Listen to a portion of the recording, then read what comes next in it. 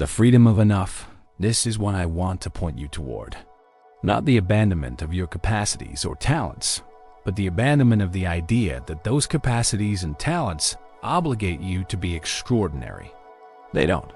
Your intelligence doesn't mean you must solve world hunger. Your creativity doesn't mean you must create a masterpiece. Your capabilities don't mean you must change the world. What if your gifts are simply gifts? Not assignments, not obligations, not evidence of your specialness that must be proved through extraordinary achievement. Just gifts. Things you have that you can use or not use as you choose. Things that might make certain activities easier or more enjoyable for you, but not things that determine your worth or dictate your path. Consider a bird that can sing beautifully. Does the bird have an obligation to become the greatest singer in the forest? Is the bird betraying its potential if it just sings in the morning because singing feels good and then goes about finding food and building a nest? Of course not. The bird's capacity to sing beautifully is just a fact about the bird. It doesn't create a debt that must be paid or a destiny that must be fulfilled. Why should you be any different? Why should your capacities create obligations? Why should being good at something mean you must do that thing at the highest possible level? Why can't you simply have your gifts and use them in ordinary ways, for ordinary purposes, in ordinary life? The narrative of potential tells you that this would be a waste. That if you can do something extraordinary, you must do it. But consider what this narrative actually values. Not your happiness, not your contentment, not the quality of your daily experience, but rather your external achievements, your impact, your specialness. And who does this serve? Does it serve you to spend your life striving to fulfill some abstract potential? Does it make you happier, more at peace, more fully alive? Or does it serve some other agenda?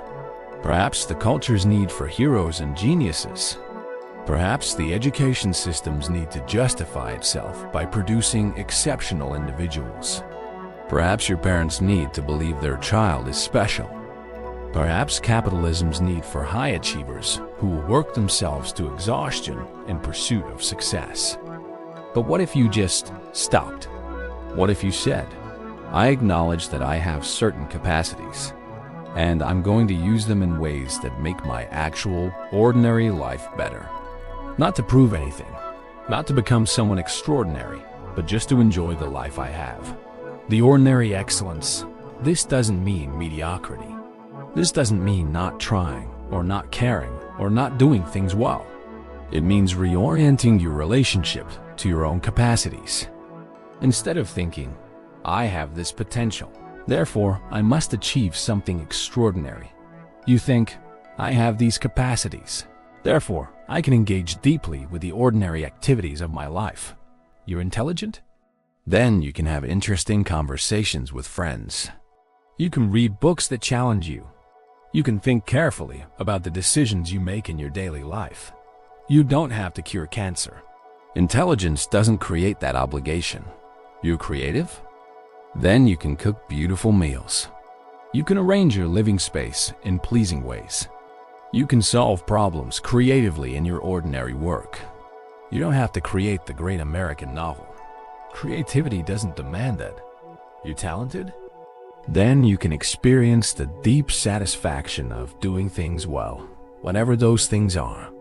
You don't have to do them at a world-class level. You don't have to be recognized for them. You can just do them well because doing things well is intrinsically satisfying. This is what I mean by ordinary excellence.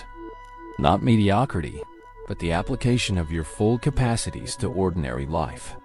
Not saving excellence for some great work you'll do someday, but bringing excellence to the everyday, to the conversation you're having right now, to the task in front of you today, to the relationship you're actually in rather than the one you imagine having once you become who you're supposed to be, the death of the future self. But to do this, something must die. The future self must die. That extraordinary person you were supposed to become, the one who would finally prove that all that early promise wasn't wasted, that person must be allowed to dissolve. Not because you've given up, but because you've recognized that this future self is a fiction, a tyrant, an impossible standard against which your actual self will always be found wanting. And this is hard. This is genuinely hard, because you've been in a relationship with this future self for so long. You've been living for this person, suffering for this person, sacrificing your present happiness for this person. And to let go of them feels like a death. Like giving up on yourself, like accepting defeat. But it's not defeat. It's liberation, because that future self was never real. It was always just an idea, a story, a should. And as long as you're living for that fiction, you can't live as the actual person you are in the actual moment you're in. When the future self dies, the present self can finally live. Not as potential waiting to be actualized, but as a complete person right now. Not as someone on the way to somewhere else, but as someone who is already here, already whole, already enough. The quiet revolution. So what does this look like practically? It looks like making choices based on what actually brings you satisfaction rather than what seems worthy of your potential. It looks like taking the job that you'll enjoy rather than the one that's more prestigious. It looks like pursuing hobbies for pleasure rather than to become excellent at them. It looks like having conversations because you enjoy them rather than because they're networking opportunities. It looks like coming home at a reasonable hour instead of working late to prove your dedication. It looks like spending Sunday afternoon doing nothing in particular instead of working on the side project that will finally be your breakthrough. It looks like being present with the people you love instead of being mentally in the future where you've finally accomplished enough to deserve love. It looks, in short, like an ordinary life. But an ordinary life lived fully, presently, without the shadow of who you should be casting dogmas over who you are. And here's what you might discover. An ordinary life, lived with full presence and without the burden of potential, is extraordinary. Not extraordinary in the sense of being remarkable or special or worthy of recognition. Extraordinary in the sense of being fully experienced, fully alive, fully here. You might discover that the greatest achievement of your life is not some future accomplishment, but simply this: being at peace with being ordinary. Finally putting down the burden of potential and picking up the gift of actuality.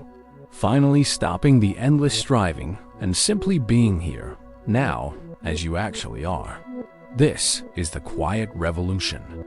Not becoming someone extraordinary, but being willing to be ordinary. Not fulfilling your potential, but recognizing that you don't have to. Not proving that you're special, but discovering that you don't need to be. You were told you had potential, and maybe you do, but potential is not a debt you owe. It's not a destiny you must fulfill. It's just a fact about you, like the color of your eyes. And you're free to do with it whatever you choose, including nothing at all. The burden of potential has kept you from living. The peace of being ordinary invites you to finally, actually, truly live.